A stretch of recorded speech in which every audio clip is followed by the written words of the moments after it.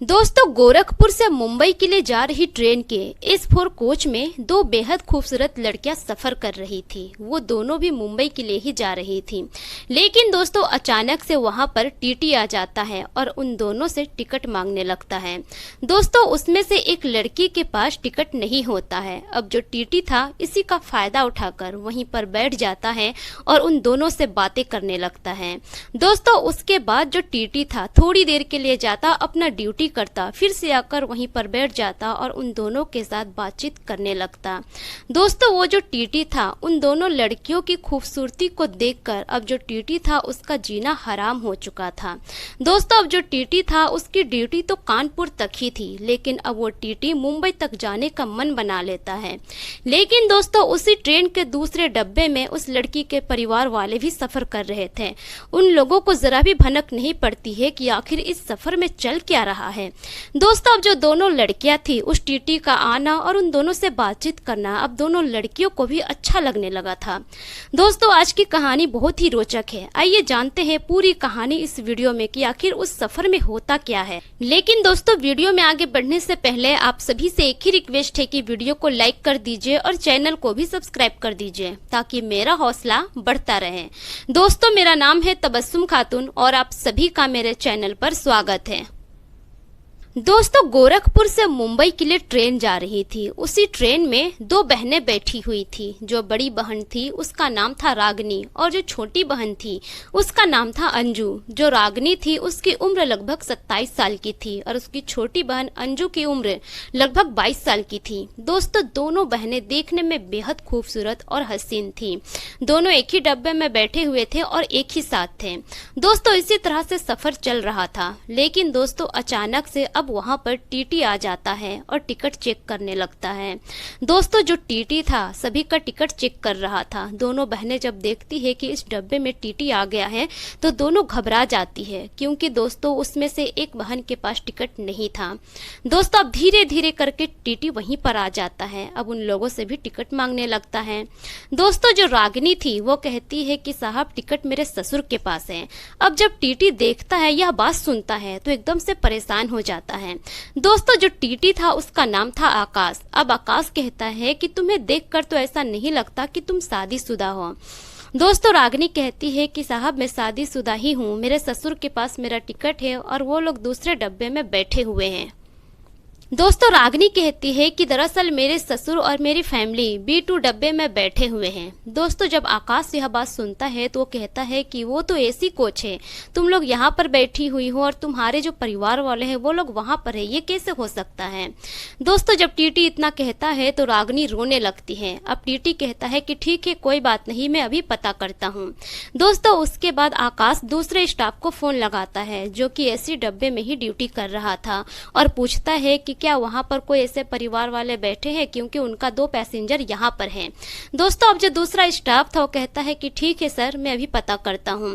थोड़ी ही देर के बाद वो दूसरा स्टाफ कहता है कि जी हाँ सर, यहां पर उनके पैसेंजर बैठे हुए हैं।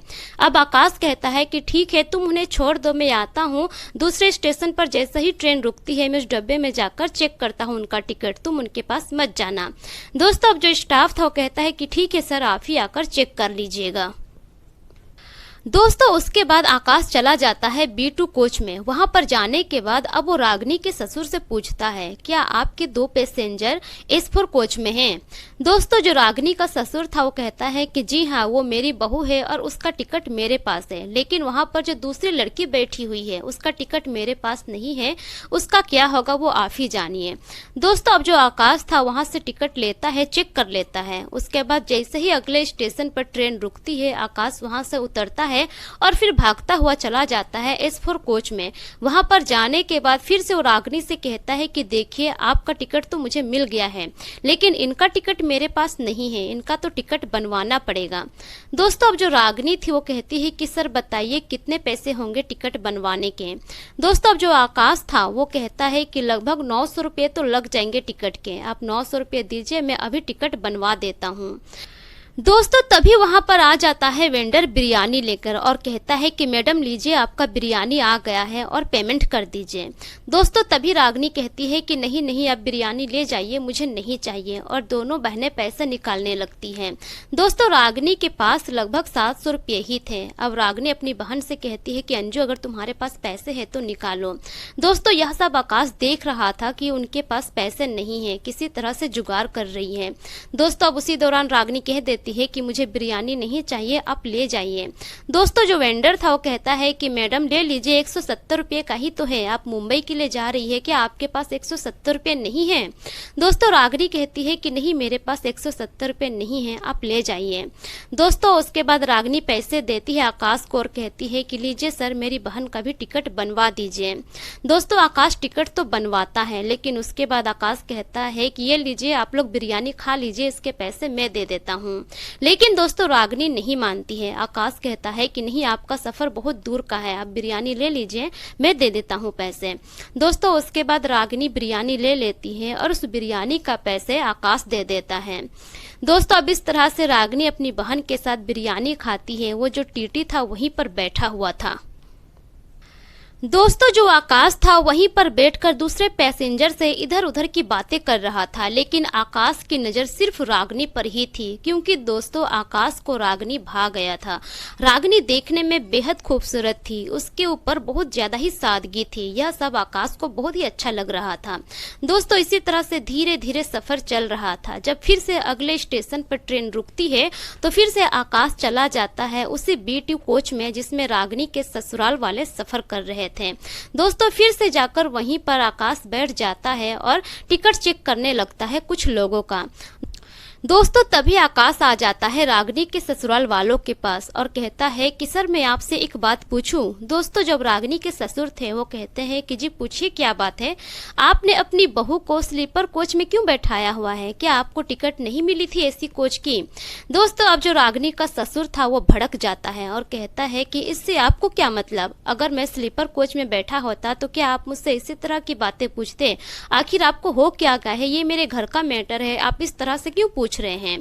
दोस्तों अब जो आकाश था वो कहता है कि ठीक है सर मैं माफी चाहता हूं, मुझसे गलती हो गई, मुझे शायद नहीं पूछना चाहिए था। दोस्तों इतना कहकर अब जो आकाश था वहीं पर दूसरे सीट पर बैठ जाता है कुछ देर के लिए। वो जानना चाहता था कि आखिर ये लोग ऐसा अपनी बहू के साथ क्यों कर रहे हैं। दोस्तों तभी वहीं पर जो रागनी की सास बैठी हुई थी वो रागनी के ससुर से कहती है कि देख लीजिए अब आपकी बहू क्या कर रही है, अपनी बहन को भी साथ लेकर जा रही है, इतने सालों से तो हमारे घर में थी, हमारे बेटे को खा गई, अब जब पति की मौत हो गई है तो खुद की जिम्मेदारी तो नहीं संभल रही है और अपने साथ अपनी बहन को लेकर जा रही है। अब उसकी जिम्मेदारी वहां पर कौन लेगा, उसकी देखभाल कौन करेगा, उसका खर्चा कौन उठाएगा? दोस्तों तभी रागनी का ससुर कहता है कि वो तो वही जानेगी, हम तो मना कर रहे थे लेकिन अपने जिद पर लेकर जा रही है, खुद ही समझेगी, तुम्हें टेंशन लेने की जरूरत नहीं है। दोस्तों इस तरह से रागनी के सास ससुर बातें कर रहे थे। अब जो आकाश था वो सारा माजरा समझ जाता है कि आखिर उसके साथ ऐसा क्यों हो रहा है। दोस्तों इस तरह से सफर चल रहा था। अब कुछ घंटे के बाद फिर से दूसरा स्टेशन आ जाता है। आकाश वहां से उतर कर चला जाता है फिर से स्लीपर कोच में। स्लीपर कोच में जाता है, फिर से थोड़ा इधर उधर वो ड्यूटी करता है और आकर फिर से रागनी के पास ही बैठ जाता है। रागनी के पास बैठता है और इधर उधर की बातें करने लगता है। दोस्तों तभी आकाश कहता है रागनी से कि अगर आप विधवा है, आपके पति की मौत हो गई है, तो फिर आप अपनी बहन को अपने साथ लेकर जा रही है, क्या आपके माता पिता नहीं हैं? दोस्तों रागनी कहती है कि मेरे माता पिता हैं लेकिन हम दोनों बहनें ही हैं, मेरा कोई भाई नहीं है और मेरी बहन पढ़ी लिखी है। मैं इसे मुंबई इसलिए लेकर जा रही हूँ कि वहाँ पर थोड़ा कंप्यूटर वगैरह सिखा दूंगी और वहीं पर इसको जॉब दिला दूंगी ताकि ये थोड़ा पैसा कमाएगी तो घर में थोड़ा हेल्प हो जाएगा मम्मी पापा को, बस इसीलिए मैं लेकर जा रही हूँ मेरी बहन को मुंबई। दोस्तों आकाश कहता है कि ठीक है आप मुंबई लेकर जा रही हैं, अच्छी बात है, आपकी बहन वहां पर कोई जॉब कर लेगी, लेकिन जब तक जॉब नहीं मिलता है इसका खर्चा कौन उठाएगा? क्योंकि आपके जो ससुराल वाले हैं वो तो बहुत सख्त हैं, मैं कुछ ही घंटों में उन लोगों को परख चुका हूँ। दोस्तों रागनी कहती है कि वो तो ठीक है, मैं भी वहां पर जॉब करती हूँ जिससे 8-9 हजार रुपये मुझे सैलरी मिल जाती है, उसी में अपनी बहन का भी मैं गुजारा कर लूंगी, बस थोड़ी दिन ही मेहनत कर करना पड़ेगा, मेरी बहन को जब जॉब मिल जाएगी तो फिर हर चीज़ सही हो जाएगा। दोस्तों इस तरह से आकाश उन दोनों बहनों से बातचीत करता चला जाता है। अब धीरे धीरे करके आकाश को उन दोनों बहनों से बातचीत करना अच्छा लगने लगता है। दोस्तों रागिनी और उसकी बहन को भी अच्छा लगने लगता है कि इस सफ़र में कोई अनजान आदमी इस तरह से हमदर्दी दिखा रहा है। दोस्तों उसी दौरान जो चाय वाले आते तो आकाश दोनों बहनों को चाय पिलाता और दोस्तों आजू बाजू में जितने भी लोग बैठे थे सभी को आकाश चाय पिला रहा था। अब सभी लोगों को भी अच्छा लग रहा था और सभी लोग बैठकर आराम से उन तीनों का ही बातें सुन रहे थे। दोस्तों इस तरह से अब आकाश कहता है कि रागिनी मैं आपसे एक बात पूछूं। दोस्तों तभी रागिनी कहती है कि मुझे पता है कि आप क्या पूछना चाहते हैं, आप यही पूछना चाहते हैं ना कि मेरे पति की मौत कैसे हुई। दोस्तों जो आकाश था वो कहता है कि हाँ बिल्कुल मैं यही पूछना चाहता था। दोस्तों रागिनी कहती है कि दरअसल मेरे पति शराबी थे, वो बहुत ज़्यादा शराब पिया करते थे, शादी से पहले से ही वो शराब पिया करते थे, लेकिन मुझे पता नहीं था और मेरे माँ बाप को भी पता नहीं था कि वो लड़का शराबी है। अब करते भी क्या, मेरे माँ बाप गरीब हैं, उनको बस लड़का चाहिए था। मैं पढ़ी लिखी थी, देखने में भी अच्छी खासी थी, मेरे माँ बाप को रिश्ता मिलता है, मेरे माँ बाप उसके बैकग्राउंड को नहीं जानते हैं, नहीं पता करने की कोशिश करते हैं और मेरी शादी करवा देते हैं। शादी के बाद तो ठीक ही चल रहा था सब चीज़, लेकिन 1 महीने का वक्त जैसे गुजरा मुझे धीरे धीरे पता चलने लगा कि मेरा जो पति है वो शराब पीता है और सिर्फ वो शराब ही नहीं पीते थे, शराब पीकर मेरे साथ बहुत ही बुरा बर्ताव करते थे, मेरे साथ मारपीट करते थे, रोज घर में झगड़ा लड़ाई किया करते थे और शराब की ही वजह से उनकी मौत हुई है। शादी के 4 साल के बाद उनकी मौत हो गई। पति की मौत के बाद धीरे धीरे मैं अपने आप को संभाल चुकी थी, लेकिन मेरे ससुराल वाले अब मेरा जीना दुश्वार कर दिए हैं।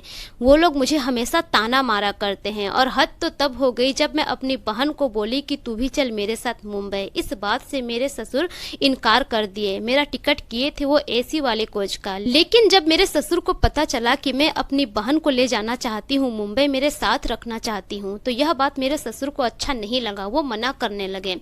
लेकिन मैं अपने जिद पर अड़ गई। तब जाकर मेरे ससुर ने मेरा जो एसी कोच का टिकट था वो कैंसिल करवा दिया। जब टिकट कैंसिल हुआ तो मैं अपने ससुर से जिद की, बहुत मनाने की कोशिश की कि आप मेरा स्लीपर कोच का ही टिकट बुक कर दीजिए, मैं अपनी बहन के साथ स्लीपर कोच में ही चली जाऊंगी। तो मेरे ससुर ने सिर्फ मेरा टिकट बुक करवाया और मेरी बहन का नहीं करवाया।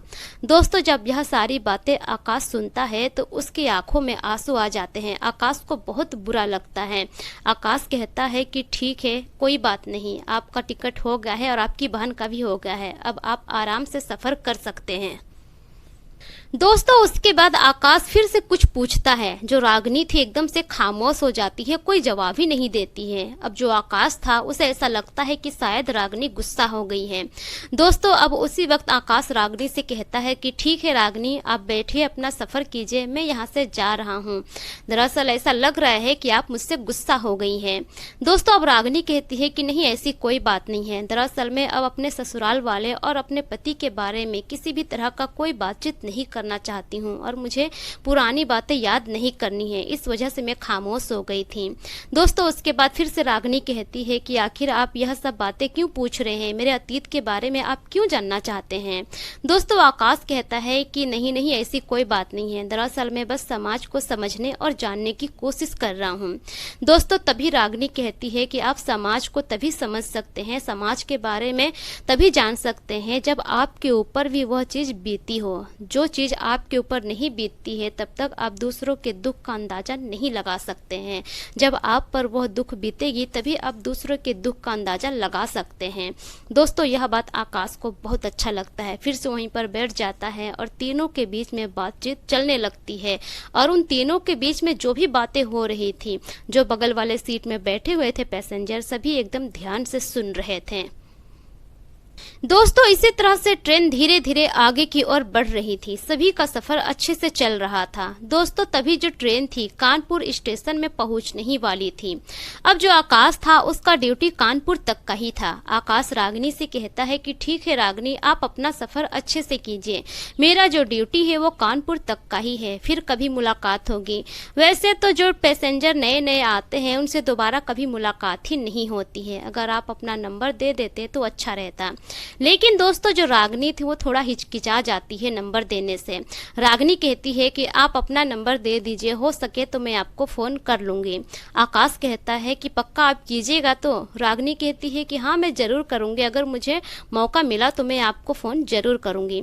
दोस्तों उसके बाद जो आकाश था वहाँ से उतर जाता है, लेकिन जैसे ही आकाश उस डब्बे से उतरता है दोनों बहनें का जो चेहरा था वो उतर जाता है, क्योंकि दोनों को अच्छा नहीं लग रहा था। पहली बार उन दोनों को सफ़र में कोई ऐसा अनजान इंसान मिला था जो इतना हमदर्दी दिखा रहा था। दोस्तों अब इस तरह से जो सफ़र था उन सभी का चलने लगता है। धीरे धीरे रात हो जाती है। रात के वक्त दोनों बहनें सो जाती है। अब जैसे ही अगला सुबह होता है ट्रेन झांसी से निकल जाती है। दोस्तों तभी जो आकाश था उस डब्बे में आता है और उन दोनों के सामने आकर खड़ा हो जाता है और गुड मॉर्निंग कहता है। दोस्तों दोनों बहनें आकाश को देखकर एकदम से खुश हो जाती है। उसके बाद जो अंजू थी रागनी की छोटी बहन, वो कहती है कि सर आपका तो ड्यूटी खत्म हो गया था, फिर आप यहाँ कैसे? उसके बाद आकाश कहता है कि क्या करूं, मेरा मन नहीं लग रहा था, मैंने ऑनलाइन छुट्टी ले ली है 3 दिन के लिए। अब मैं पूरा मन बना लिया हूं कि अब मैं मुंबई तक जाऊंगा तुम लोगों के साथ। दोस्तों जब अंजू और रागिनी यह बात सुनती है तो उन लोगों के चेहरे पर मुस्कान आ जाती है और वो दोनों बहनें बहुत खुश होते हैं।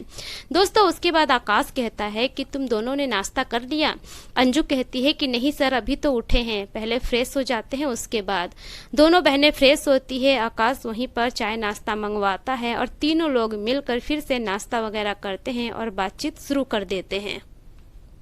दोस्तों इसी तरह से धीरे धीरे सफर चलता है। रात के 11 बजे ट्रेन कुर्ला टर्मिनल पहुंचती है मुंबई के। वहां पहुंचने के बाद अब जो रागनी थी अपना सामान लेती है, उसकी बहन भी अपना सामान उतारती है, सभी ट्रेन से नीचे उतर जाते हैं। दोस्तों उसके बाद आकाश कहता है कि ठीक है अब तो तुम लोगों का जो मंजिल है वो पहुंचने ही वाला है, ठीक है अच्छे से घर जाओ, घर जाने के बाद लेकिन मुझे फ़ोन ज़रूर करना। दोस्तों जो रागनी थी वो कहती है कि सर आप टेंशन मत लीजिए, मैं आपको फ़ोन ज़रूर करूंगी, क्योंकि इस सफ़र में आपका साथ मुझे बहुत ही अच्छा लगा, थोड़ा भी आपने मुझे बोर नहीं होने दिया। दोस्तों जो अंजू थी वो कहती है कि सर आपका बहुत बहुत शुक्रिया जो आपने मेरी इतनी मदद की, टिकट ना होते हुए भी आपने टिकट किया, उसके बाद भी आपने बहुत सारी मदद की। दोस्तों जो आकाश था वो कहता है कि ठीक है मुझे भी तुम लोगों से मिलकर बहुत अच्छा लगा, लेकिन जब भी फ्री होना फ़ोन ज़रूर करना। दोस्तों उसके बाद जो आकाश था फिर से वो अपने घर लौट जाता है। इधर जो रागिनी थी अपने पूरे परिवार के साथ चली जाती है अपने घर में जाती है, एक रात अपनी बहन को वहीं पर रखती है। उसके बाद जैसे ही अगला दिन निकलता है वो अपनी बहन के लिए पहले एक किराए का रूम ढूंढती है। रूम ढूंढने के बाद अपनी बहन का कंप्यूटर सेंटर में एडमिशन करवा देती है। एडमिशन वगैरह सब हो जाता है। उस दिन रात को जो रागिनी थी अपनी बहन के साथ उसी कमरे में रुक जाती है। अब धीरे धीरे रात के 11 बज जाते हैं। जैसे ही रात के 11 बजते हैं जो रागिनी थी वो आकाश का नंबर निकालती है। नंबर निकालने के बाद उस नंबर को डायल करती है तो रिंग होने लगता है। दोस्तों अब जैसे ही आकाश के नंबर में रिंग होता है वो फ़ोन रिसीव करता है तो इधर से रागिनी कहती है कि सर मैं रागिनी बोल रही हूँ, आप कैसे हैं? दोस्तों आकाश बहुत खुश होता है और कहता है कि मैं भी बहुत अच्छा हूँ, लेकिन तुमने फ़ोन करने में इतनी लेट क्यों कर दी? मैं कब से तुम्हारे फ़ोन का इंतज़ार कर रहा हूँ, आज 4 दिन हो गए हैं। दोस्तों रागिनी कहती है कि दरअसल ससुराल में थोड़ा प्रॉब्लम हो गया था, इसी वजह से मैं आपको फ़ोन नहीं कर पाई। उसके बाद मेरी बहन के लिए रूम ढूंढना था, उसको कंप्यूटर सेंटर में एडमिशन करवाना था, बस इन्हीं सब चीज़ों में मैं उलझ गई थी और आपको फ़ोन नहीं कर पाई। फिलहाल मैं फ्री हूँ, अपनी बहन के ही कमरे में हूँ, कल चली जाऊँगी अपने ससुराल। और बताइए आपके घर पे सब कैसे हैं? दोस्तों आकाश कहता है कि मेरे यहाँ सब ठीक है, तुम बताओ तुम्हारे सास ससुर सब ठीक है ना? रागिनी कहती है कि हाँ वो लोग तो ठीक ही है, उन लोगों को क्या हुआ? दोस्तों उसके बाद रागिनी पूछती है कि सर मैं आपसे एक बात पूछना चाहती हूँ। आकाश कहता है कि पूछो क्या बात है? दोस्तों तब जाकर रागिनी कहती है कि आपने मेरी इतनी मदद क्यों की ट्रेन में? हालांकि कोई अनजान आदमी किसी की इतनी मदद नहीं करता है। मैं पिछले 4 साल से मुंबई आना जाना कर रही हूँ, लेकिन पहली बार सफ़र में कोई ऐसा टीटी मिला, कोई अनजान आदमी मिला जो मेरी इतनी मदद की, इतनी हमदर्दी दिखाई। आखिर ऐसा क्यों?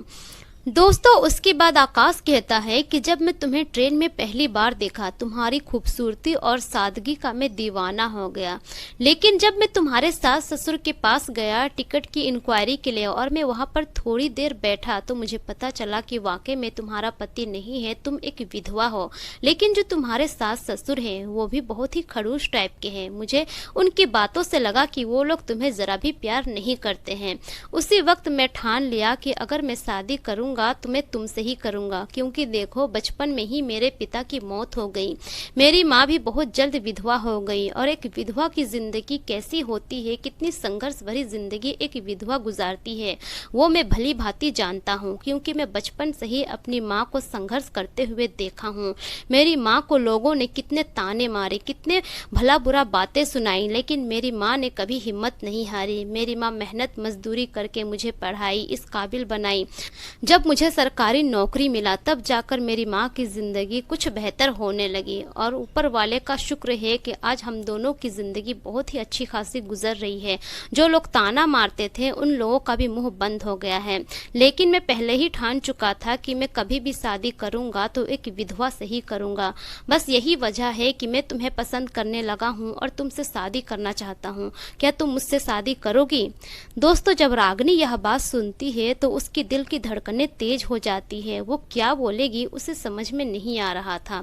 लेकिन दोस्तों उसी वक्त रागिनी थोड़ी देर मौन रहने के बाद वो कहती है कि हाँ सर, मैं भी आपको पसंद करने लगी हूँ और आपसे मैं भी शादी करना चाहती हूँ। दोस्तों इतना रागिनी कहती है, उसके बाद वो फोन कट कर देती है और फूट फूट कर रोने लगती है। वहीं पर रागिनी की बहन अंजू भी सोई हुई थी। अब वो जब अपनी बहन को रोते हुए देखती है तो अपनी बहन से पूछती है कि क्या हुआ दीदी, सर ने क्या कहा और आप इतना क्यों रो रही है? दोस्तों उसके बाद रागिनी अपनी बहन अंजू से कहती है कि सर मुझसे शादी करना चाहते हैं, वो चाहते हैं कि मैं उनकी बीवी बनूं। दोस्तों जब उसकी बहन यह बात सुनती है तो वो कहती है कि दीदी ये तो बहुत ही अच्छी बात है, क्योंकि सर बहुत ही अच्छे इंसान हैं, उन्होंने हमारी बहुत मदद की, वो एक बहुत ही भले इंसान हैं, आप हाँ कह दीजिए। दोस्तों रागिनी कहती है कि हाँ मैं तो हाँ कह चुकी हूँ, लेकिन पता नहीं आगे क्या होगा, मेरे सास ससुर मानेंगे कि नहीं। दोस्तों अब उसी दिन से उन दोनों के बीच में बातचीत शुरू हो जाती है। अब इसी तरह से धीरे धीरे वक्त गुजरता है, 2 महीने का वक्त गुजर जाता है। लेकिन दोस्तों कहीं ना कहीं अब रागिनी के सास ससुर को पता चल जाता है कि रागिनी का उसी टीटी के साथ अफेयर है और वो टीटी इससे शादी करना चाहता है। दोस्तों जब रागिनी के ससुर यह बात सुनते हैं तो वो लोग भी राजी हो जाते हैं, क्योंकि उसके सास ससुर को भी ऐसा लग रहा था कि जब से रागिनी की शादी हुई है उसके बेटे से इसकी जिंदगी जहन्नुम बन चुकी थी, बेटा भी सही नहीं था। वो लोग इस रिश्ते के लिए राजी हो जाते हैं। दोस्तों इसी तरह से धीरे धीरे 4 महीने का वक्त गुजर जाता है। इन 4 महीने में 2 बार मुलाकात होती है रागिनी की आकाश से। उसके बाद दोनों परिवार वाले मिलते हैं, बातचीत करते हैं और एक मंदिर में जाकर रागिनी की शादी करवा देते हैं आकाश से। दोस्तों उसके बाद जो रागिनी थी विदा होकर आकाश के घर चली जाती है। फिर से रागिनी की जिंदगी संवर जाती है और आकाश और रागिनी अपनी जिंदगी में हंसी खुशी रहने लगते हैं। तो दोस्तों ये रही पूरी कहानी आप लोगों के सामने। यह कहानी आप लोग को कैसी लगी अपनी अपनी राय कमेंट सेक्शन में जरूर दीजिए। दोस्तों इस कहानी को सुनाने का मकसद किसी के भी भावनाओं को ठेस पहुंचाना नहीं है, बल्कि मेरा मकसद आप लोगों को जागरूक करना है ताकि आप अपना और अपने फैमिली का ख्याल रख सकें। दोस्तों मेरे पिछले वीडियोज में जितने भी लोग कमेंट किए हैं उनके नाम कुछ इस प्रकार से हैं। मुकेश कुमार रजक कोटला नई दिल्ली से, यूएस तिवारी हर्ष तिवारी प्रयागराज से, एनके खान मुस्तफाबाद से, अबू सैफ अंसारी आयूब अंसारी उत्तर प्रदेश से, मोहम्मद यासीन लाहौर पाकिस्तान से, नितेश पासवान झारखंड से, फिरोज मार्क दुबई से, असलम साद गोपालगंज बिहार से, मास्टर शरीफ नगीना टेलर वजीराबाद दिल्ली से, जेएस चौधरी द्वारिका नई दिल्ली से। दोस्तों अगर आप लोग भी अपना नाम मेरी वीडियोस में सुनना चाहते हैं तो अपना नाम और अपने राज्य का नाम कमेंट सेक्शन में जरूर लिखें ताकि मैं अपनी अगली वीडियो में आप सभी का नाम ले सकूं।